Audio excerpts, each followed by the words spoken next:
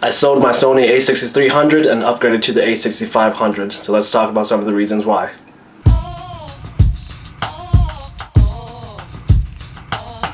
When I bought this a6300, I was at a point in my career where obviously I'm making more and more of these YouTube videos, and I really just needed a second camera that can do B-roll and can record me talking about other cameras, really. So I picked up the a6300 around Thanksgiving time. I got it at a great deal, $600, like 3 months old with 400 shutters on it. So essentially this camera was almost brand new. So I just had to jump on the deal.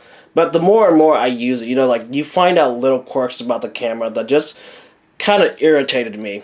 And essentially that's why I moved to the a6500. It has a lot of features that I feel that has really helped with the usability of the a6300. This video is not really going to be a video about all the specs of each camera, as I feel like there's plenty of videos like that on YouTube already. This video is mainly just to give you my opinions on both cameras and why I made my switch. First off, as you're holding each camera in hand, although they're based on the same design and like same concept, there is a noticeable difference just in terms of usability and ergonomics.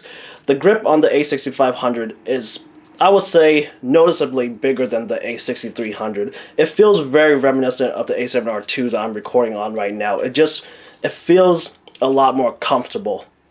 Looking at the top, as you can see, the a6500 does offer one more custom button than the a6300. Using the a6300 really made me miss my a7R2 because it did have this 2-button custom button layout.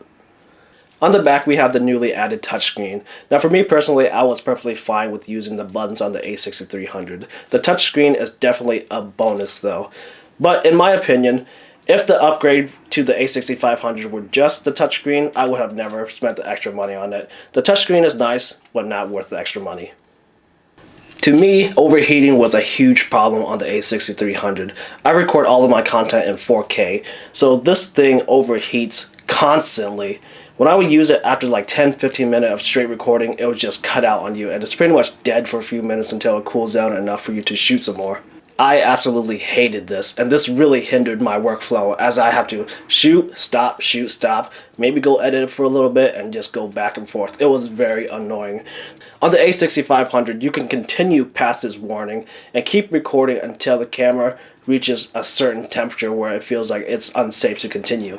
I really appreciate the ability to do this just because, like being able to cram in an extra couple seconds or extra couple minutes could be critical in a shoot.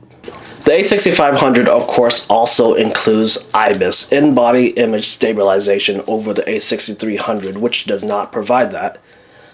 Using the a7R2 has made me really come to love IBIS. Just being able to handhold for a little bit longer of a shutter is great. You're not always going to have a tripod on you. It's kind of a hassle sometimes.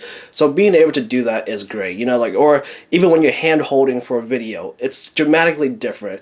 Being able to handhold with IBIS and without IBIS is dramatic. The final and most important reason why I switched to the a6500 was because of the giant buffer that this camera offers. I recently gained media access here to drift events in Washington, and I tried using the a6300 as my only sports body, and I gotta say, it worked. Overall, it worked fine, but the buffer fills up very quickly. As I'm shooting a set, the a6300 would fill up its buffer within the span of a couple seconds. And in contrast to that, the a6500 lets you shoot over 100 RAWs and over 200 JPEGs. That's like 10-20 seconds of continuous shooting, and that is a tremendous difference, and that was the main reason why I wanted to switch to the a6500. In my opinion, the a6300 is a great camera, a great little camera, and for me, unbeatable because I got it for $600. Really, I don't think that most people should switch to the a6500. The a6500, like I said earlier, offers better ergonomics, a touchscreen, IBIS, less overheating, and of course, the giant buffer. If you really don't need those things, save your money. Save your money for the a6700, the a7R3.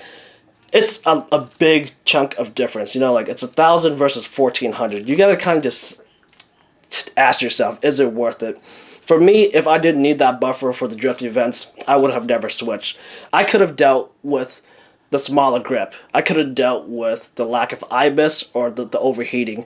But really, the buffer really adds to the shooting of the high action sports. If you don't need any of those things, do not make the switch. The a6300 for the price offers great video quality and great stills. I was happy with it while I had it, and I'm sure I would have been happy if I didn't gain media access to these drift events. And there you have it. That was personally why I made the switch. Like I said, I don't think the switch is right for most people. If this video has helped you, or if you liked it, just give me a thumbs up, share this video, leave a comment down below, and I'll see you guys in the next video.